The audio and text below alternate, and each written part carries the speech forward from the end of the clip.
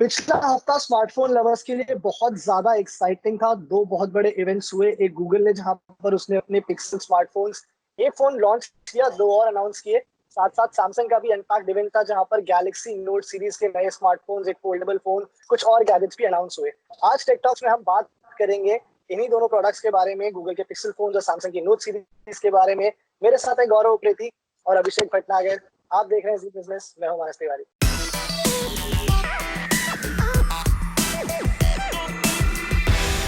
सबसे पहले मैं अभिषेक और गौरव आप दोनों के एकदम रॉ थॉट्स जानना चाहता हूं, क्योंकि अब तो कुछ टाइम हो गया है, एक हफ्ता करीब हो चुका है। हम सबने कुछ गैजेट्स देख लिए हैं, कुछ पढ़ भी लिया है। लेकिन जब उस दिन अनाउंसमेंट्स हो रहे थे गूगल के भी और सैमसंग के भी, इनिशियल जो इंप्रेशन था, इनिशियल जो थॉट्स थे, वो क्या थे अभिषेक? तो नोट 20 अल्ट्रा बहुत ही प्रीमियम और बहुत ही बढ़िया लुकिंग फोन है। बस एक चीज सबसे ज्यादा नोटिस करी मैंने, इस डिवाइस का मैंने हैंड्स ऑन भी किया कि कैमरा बज कुछ ज्यादा ही इन्होंने इस बार बढ़ा दिया। तो आई डोंट नो कि who was actually handling the design department, but in terms of the camera module इतना ज्यादा है कि आप उसे अगर उल्टे तरीके से अगर फोन को रखेंगे टेबल पे तो आपके दिल में दुख दुख होगा कि यार कैमरा का जो लेंस है वो स्क्रैच तो नहीं हो जाएगा। So that is something which is there. हालांकि बिल्ड क्वालिटी डिजाइन में सब कुछ ठीक है, लेकिन कहीं ना कहीं इन्होंने एक प्राइस सेगमेंट बढ़ा दिया अपना और नोट 20 को कुछ ऐसा बना दिया कि कोई उसे लेना ही नहीं चाहेगा। क्योंकि मेरा भाई खुद नोट 10 प्लस यूज करता है जिसमें डुअल कर्व डिस्प्ले है, जबकि नोट 20 के अंदर उसी प्राइस पॉइंट पे अब उसे डुअल कर्व डिस्प्ले नहीं मिलेगा। अगर उसे डुअल कर्व डिस्प्ले चाहिए, नए कैमरास चाहिए, वो सारी बिल्ड क्वालिटी चाहिए, यानी कि ग्लास बैक चाहिए फ्रंट और बैक गोरिल्ला ग्लास 7, तो उसको अब 1 लाख रुपए से ज्यादा खर्च करने होंगे। और उसके लिए बहुत ज्यादा एक प्राइस डिफरेंस है। ये पिछले साल उसने फोन 70,000 में लिया था। तो ये चीज मेरे को लगता है कि पता नहीं सैमसंग ने ऐसा क्यों किया है, लेकिन नोट 20 के साथ एक सौतेले बेटे वाला बिहेवियर जो है यहाँ देखने को मिला है मेरे साथ। गौरव, सैमसंग ने तो अपने ही फोन के साथ एक थोड़ा सौतेले बेटे वाला बिहेवियर किया है। गूगल ने तो पूरे इंडिया के साथ ही ऐसा इस समय बिहेव कर रखा है कि पहले तो यहाँ पे फोन्स आते नहीं है, जो आते हैं बहुत डिले होकर आते हैं। और ऐसा ही कुछ होने वाला है अभी जो पिक्सल फोन्स अनाउंस हुए उनके साथ, उसके बारे में क्या थॉट्स हैं? आई थिंक बुरी बात नहीं है, it's called a consistent behaviour. जो पिछले साल किया वो इस साल भी कर रहे हैं। तो ऐसा नहीं कि उन्होंने कुछ इस बार ज्यादा जागती की है। आई थिंक फिर भी उम्मीद है कि हाँ कि 4A शायद से के दर्शन हो जाएंगे, बट 4A जो 5G लॉन्च कर रहे हैं एंड पिक्सल 5, उनसे again I don't think so उनके दर्शन हो पाएंगे। तो मैं गूगल के बारे में एक चीज कहना चाहूंगा। देखो, गूगल का जो ओवरऑल सपोर्ट सिस्टम, हम सीरियसली अगर देखें तो जितने भी लोग पिक्सल फोन खरीदे हैं हमारे कहने पे, उन लोगों की तरफ से हमेशा मुझे ऐसा ही फोन आया है कि सर सपोर्ट नहीं मिल रहा, प्रॉपर आफ्टर सेल सपोर्ट नहीं है, कहीं ना कहीं उनके इश्यूज को हैंडल नहीं किया जा रहा सही तरीके से। एक बंदा इतना महंगा फोन लेता है और अगर गूगल वहां पे उन सब चीजों को ठीक ना करे तो वो एक बैड एक्सपीरियंस होता है। और गूगल को खुद पता है मेरे ख्याल से कि एंड्रॉइड में इतना तगड़ा कंपटीशन है दिल्ली इंडिया के अंदर कि यहाँ पे अगर वो फोन लॉन्च भी करते हैं तो उनका फोन उतना सेल नहीं होता है। तो शायद ये एक डेलिबरेट डिसीजन है कि भाई बेइज्जती कराने से अच्छा है कि फोन को लॉन्च ही मत करो।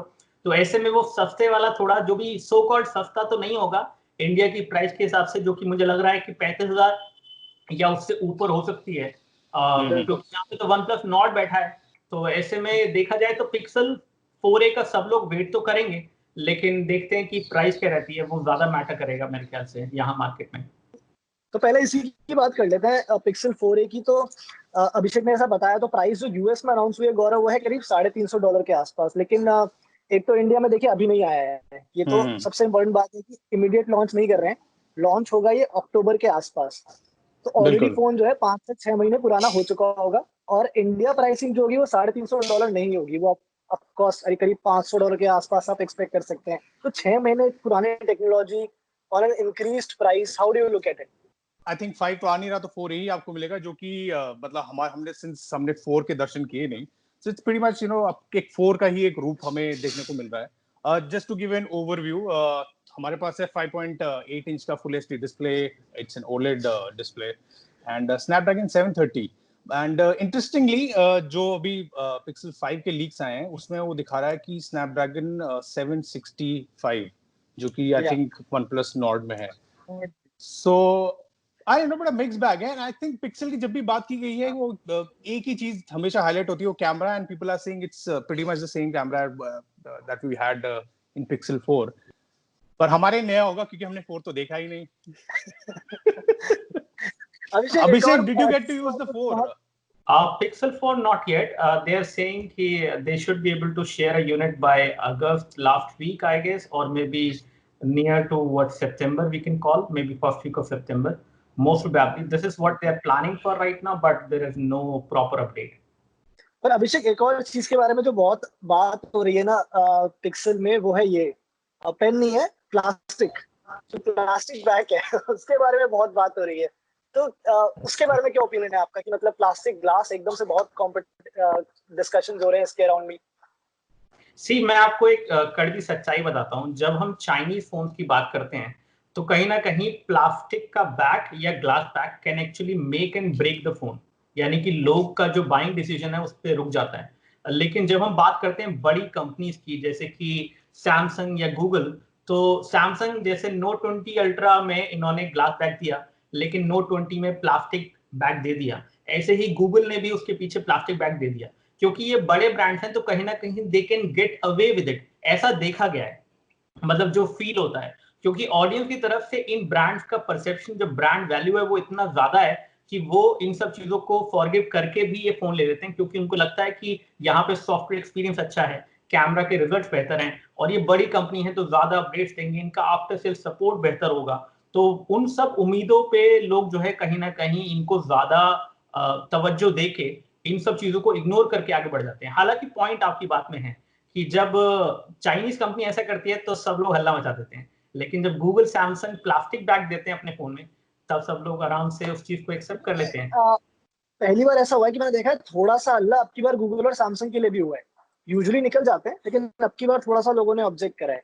पर अब जो एक बड़ा सवाल, अभिषेक गौरव, आप दोनों का मैं ओपिनियन चाहूंगा इसके ऊपर, वो ये है कि क्या आपको लगता है कहीं ना कहीं गूगल जो अपनी हार्डवेयर स्ट्रैटेजी है उस पर अब उतना ज्यादा फोकस नहीं कर रहा है, थोड़ा लीनियंट हो रहा है? बिकॉज इंडिया सेकंड सबसे बड़ा स्मार्टफोन मार्केट है, यहाँ पर अब अपने फोन जब लगातार नहीं लेके आ रहे, पिछले साल हुआ, मिला शायद वन ऑफ है, बट अब वापस से ऐसा देखने को मिल रहा है कि नहीं आएगा। सॉफ्टवेयर आप सबको अब दे रहे हैं, दूसरी कंपनीज अनाउंस कर रही है कि वो आपको 3 साल तक सॉफ्टवेयर अपग्रेड्स देंगी, जो एक गूगल का मतलब अपना एक स्विच पे स्ट्रॉन्ग होल्ड होना चाहिए था।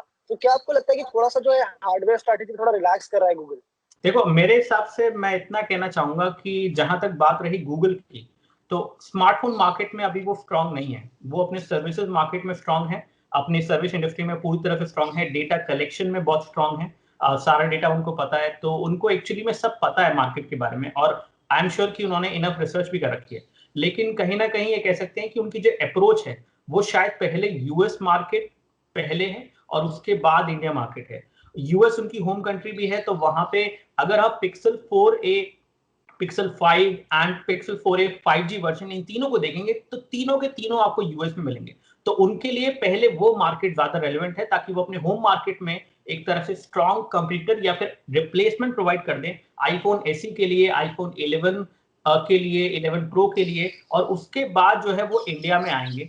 डेफिनेटली उनके लिए थोड़ा वेट रहता है, लेकिन गूगल अगेन एक बड़ी कंपनी है, तो वो एक प्रॉपर स्ट्रैटेजी बना के जब उन्हें लगेगा कि हाँ 100% विन उन्हें मिलेगा, तभी वो फुल फ्लेज जो है इंडिया मार्केट के अंदर धावा बोलेंगे, ऐसा मुझे लगता है।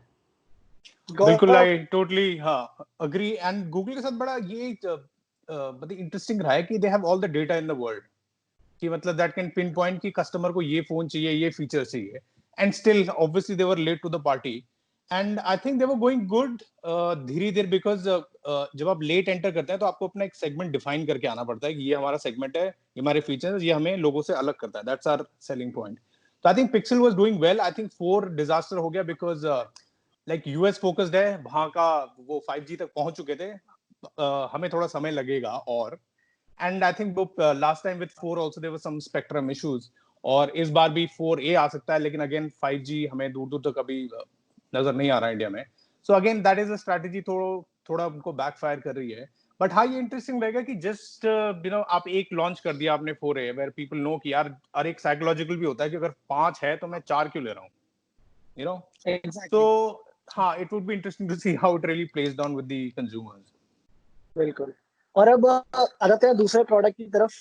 नोट किया जाए इस बात को कि सैमसंग ने भी अपने जो है नोट सीरीज को लॉन्च किया है। अभिषेक, आप ऑफ कोर्स कुछ दिनों से यूज कर रहे हैं, मेरे पास भी है, करीब 3-4 दिन यहाँ हो गए मुझे भी यूज करते हुए। क्या कैसा लग रहा है आपको? अब तक का एक्सपीरियंस कैसा रहा है? कुछ पॉजिटिव्स जो आपने देखे, नोटिस किए, कुछ चीजें आपको लगा जो बेटर हो सकती हैं इस फोन के साथ? देखिए, मेरे हिसाब से इस फोन का जो ओनली थिंग जो मुझे लगता है इम्प्रूवमेंट की बात है, वो इसका कैमरा बल्ज अगर थोड़ा कम हो सकता था। जहां तक बात करें इसके 5x zoom and 50x space zoom की, तो अच्छी बात यह है कि नॉर्मली जो बहुत हाई लेवल जूम के साथ फोन्स आते हैं, उनके अंदर जब आप ज्यादा जूम करते हैं तो वो कहीं ना कहीं उसमें अटक जाते हैं, खासतौर से लो लाइट में। लेकिन इसमें मैंने लो लाइट में भी जूम करके देखा तो एक स्टेबलाइज फोटो जो है मिल रही थी, जो कि नॉर्मली बाकी और चाइनीज फोन के अंदर थोड़ा दिक्कत हो जाता है। डे लाइट में तो उनका जूम अच्छा काम करता है, लो लाइट में अटक जाता है। दूसरी चीज, यहाँ पे जो इसका एस पेन है वो और भी ज्यादा एक्यूरेट हो गया है, बहुत ही प्रिसाइज हो गया है। आप लिखेंगे तो आपको बिल्कुल भी लैग नोटिस नहीं होगा। साथ ही साथ ऐसा लगता है कि हाँ, इन्होंने एक वर्चुअल सी साउंड दी है पेपर पे लिखने वाली, वो इस तरह से प्ले होती है जब भी आप उसको रब करते हैं उसके स्क्रीन पे, तो वो अच्छी बात है। ओवरऑल डिवाइस अच्छा है। मुझे लगता है डिवाइस थोड़ा सा बड़ा है। मैं ऑनेस्टली आईफोन 11 प्रो यूज करता हूं, तो वन हैंडेड यूज उसका अच्छा है। और फोन भी मैंने एंड्रॉइड की यूज किया है, मैंने फाइन X2 प्रो में यूज कर रहा हूँ, वो भी अच्छा है। लेकिन मुझे लगता है कि ये फोन थोड़ा सा जो है वन हैंडेड यूसेज से दूर जाता जा रहा है। बड़ी स्क्रीन मिल रही है no doubt, but in design camera bulge अगर कम होता तो अच्छी बात थी। सॉफ्टवेयर में कोई दिक्कत नहीं है। और अगर यहाँ पे स्नैपड्रैगन का प्रोसेसर होता तो फिर सोने पे सुहागा इसी होता। अब इसी बात एक का मैं वेट कर रहा था, इसी बात का मैं वेट कर रहा था कि आप कब प्रोसेसर के ऊपर आओगे क्योंकि इसी पे सबसे ज्यादा यहाँ बात हो रही है। राइट, तो एक्सयनोस का प्रोसेसर में कोई दिक्कत नहीं है। देखिए, आप मल्टीटास्किंग करेंगे, डे टू यूसेज करेंगे, कोई दिक्कत नहीं है।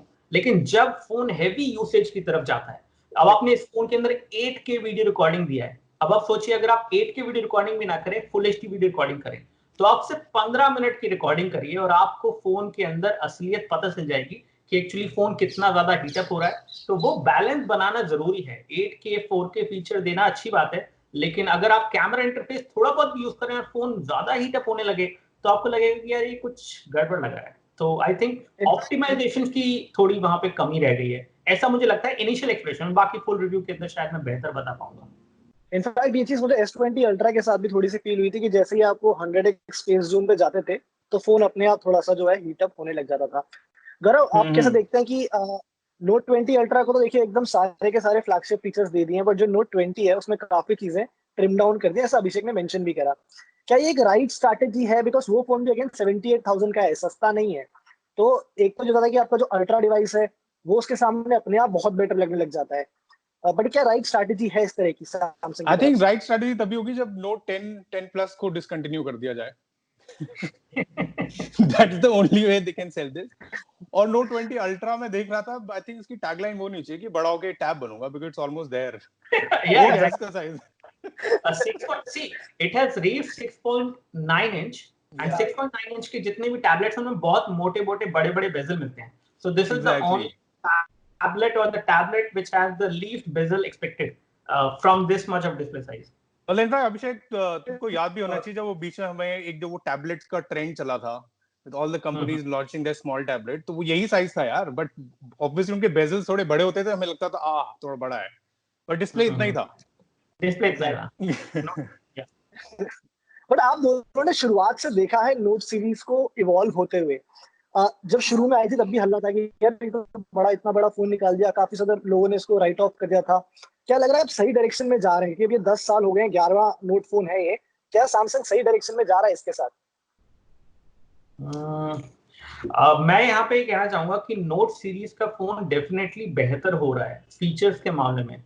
और बाकी और चीजों को देखा जाए तो डिजाइन वाइज अच्छा लग रहा है, प्रीमियम लग रहा है। हर बार एक प्रीमियम फोन मिलता है आपको नोट सीरीज के अंदर, नो डाउट। डिस्प्ले भी काफी अच्छा मिल जाता है। लेकिन एक जो चीज है वो है स्टेबिलिटी।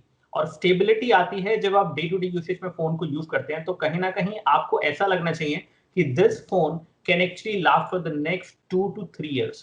अब डेफिनेटली वो नहीं चाहते हैं कि आप 2 से 3 साल तक उस फोन को यूज करें, वो चाहते हैं कि अगले साल ही आप नया नोट ले लें, जो कि ठीक है, बहुत सारे लोग कर सकते हैं। लेकिन बहुत से ऐसे लोग भी हैं जो कि फोन को लंबा यूज करना चाहते हैं। तो यूआई अगर आपका ऑप्टिमाइज नहीं होगा हार्डवेयर के साथ, चाहे वो कैमरा रिकॉर्डिंग की बात करें, चाहे वो फोन को सनलाइट में यूज करने की बात करें, यहाँ पे सैमसंग S20 अल्ट्रा के अंदर ऐसी चीजें देखने को मिली हैं कि जो बिल्कुल हार्श लाइट में अगर आप डे लाइट में यूज करते हैं तो उसका डिस्प्ले डिम हो जाता है और वो एक पावर सेविंग मोड में चला जाता है। तो उस केस में यूजर उसे यूज ही नहीं कर पाता है, तो वो एक बैड एक्सपीरियंस है।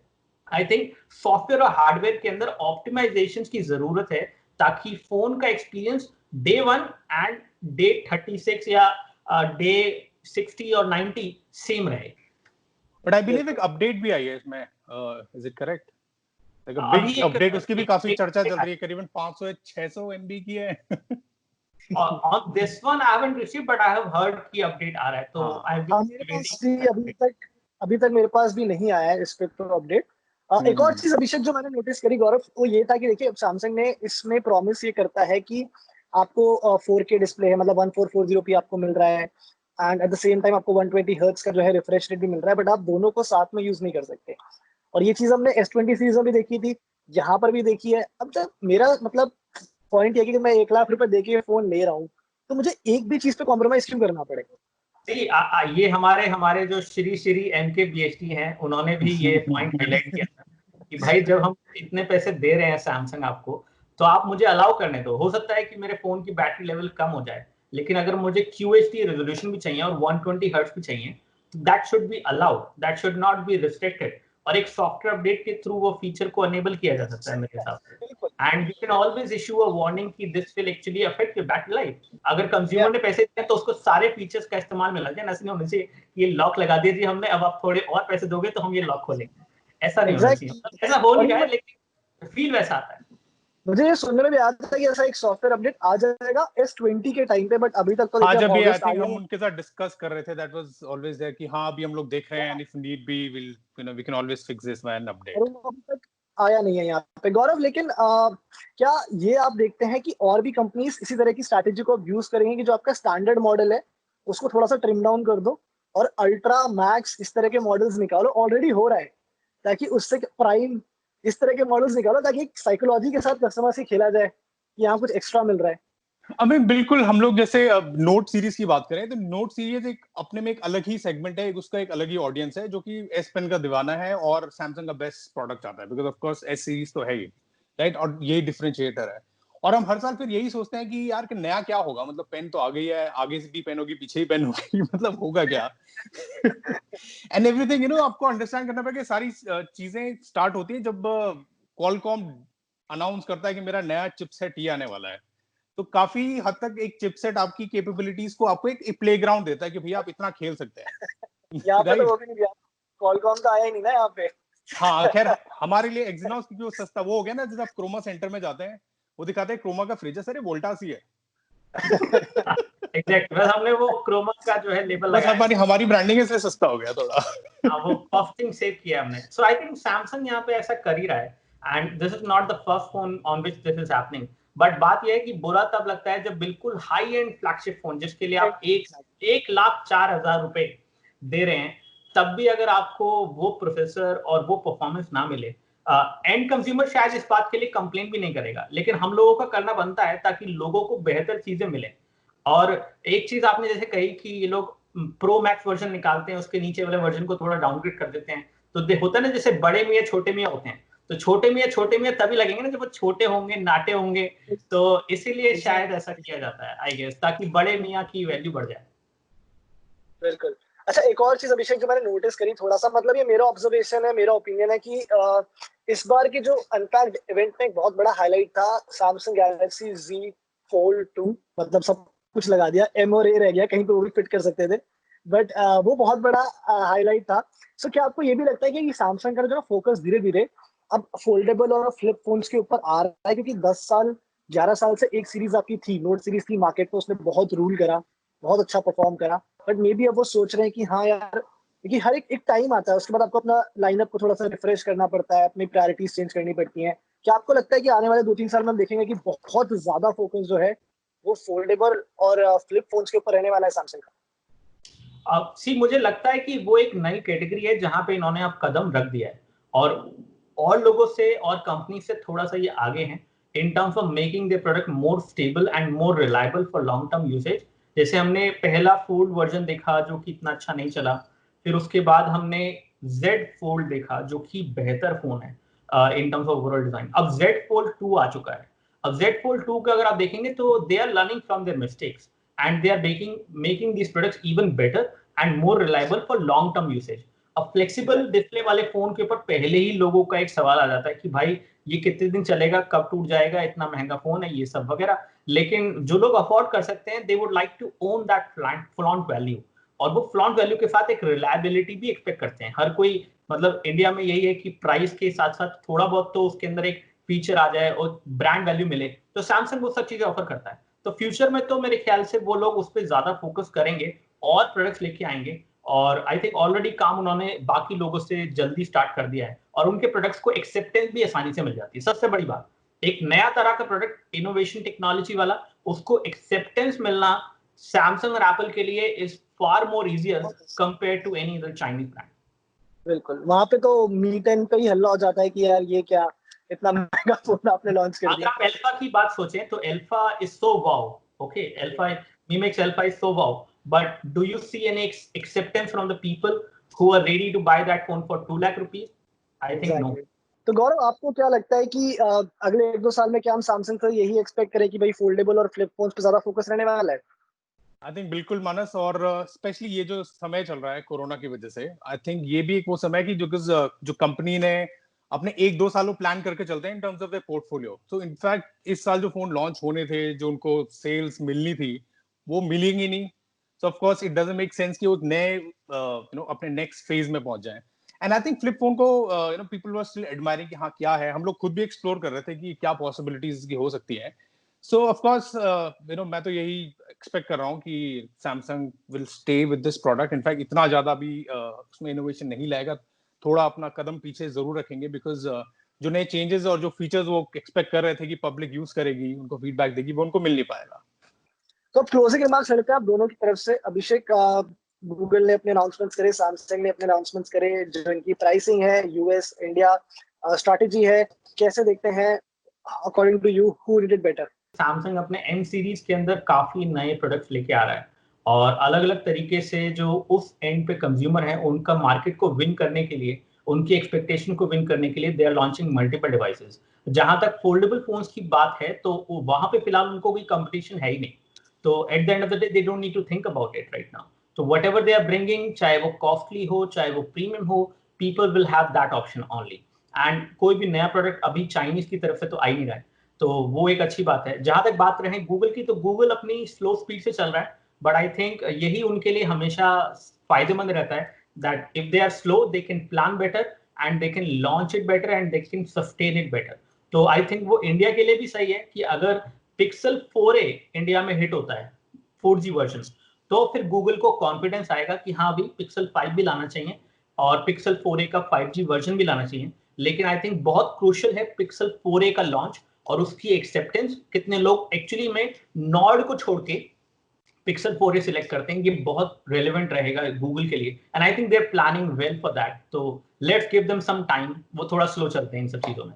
मैं कहूंगा नॉर्ड में सिर्फ अभिषेक उसी प्राइस पॉइंट के आसपास ना आईफोन एसई भी रहेगा शायद, तो वहां से भी कॉम्पिटिशन। एग्जैक्टली, तो वो डेफिनेटली वो चाहते हैं कि आपको एक आईफोन का रिप्लेसमेंट दे दें गूगल के एक्सपीरियंस के साथ, गूगल के कैमरा के साथ।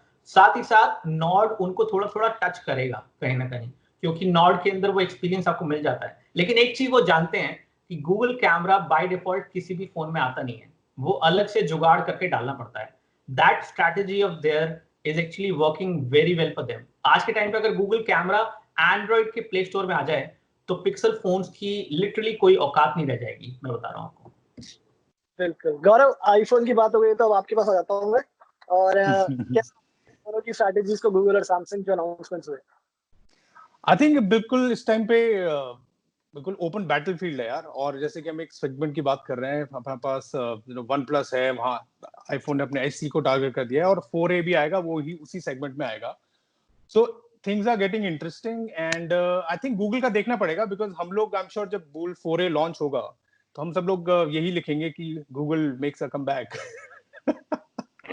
तो हम लोग थोड़ा उनको अच्छे से उनका सत्कार करेंगे, देन सी की फोन क्या ऑफर करता है, because I think brand recall value अच्छी है, ऐसा नहीं है कि लोग भूल गए उसके बारे में। और एक चीज की हमेशा अभी भी बात होती है, जो लोग जो पुराने यूजर्स हैं, कि वो है कैमरा लाजवाब है, सिंगल कैमरा है, एंड स्टिल जो उनकी image processing its top notch.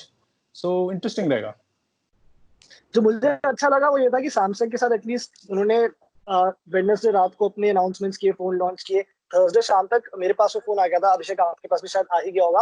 And मतलब द पॉइंट इज कि इंडिया को जो है ग्लोबल मार्केट के साथ पैरेलल पे रखा है। साथ साथ अनाउंसिंग हुए, साथ टाइम पे प्राइसेस आ गए इंडिया के, सेल हो रहा है। गूगल वहां पे जो थोड़ा सा डिले कर रहा है, लेकिन यू नेवर नो, कभी कभी ये स्ट्रैटेजी जो होती है, जो इंतजार होता है, शायद उसी से थोड़ा एक्साइटमेंट बिल्ड हो जाए, लोगों को और ज्यादा वो रेस्टलेस हो उस फोन को यूज करने के लिए, that might work for them. तो ये थे गूगल और सैमसंग की तरफ से जो रिसेंट अनाउंसमेंट्स हुए, जाए उनका एनालिसिस क्या हम लोगों को लगा उनके बारे में। बाकी फोन्स के रिव्यूज आप अभिषेक भी आपको देंगे अपने चैनल पर, और हमारे यहाँ जी से भी आपको सारे फोन्स के रिव्यूज मिलेंगे। तो तब तक के लिए आप वेट कीजिए और देखते रहिए टेक टॉक्स। अगले हफ्ते फिर से मिलेंगे जी पर। Thank you so much. Bye guys, thank you so much, bye bye, take care.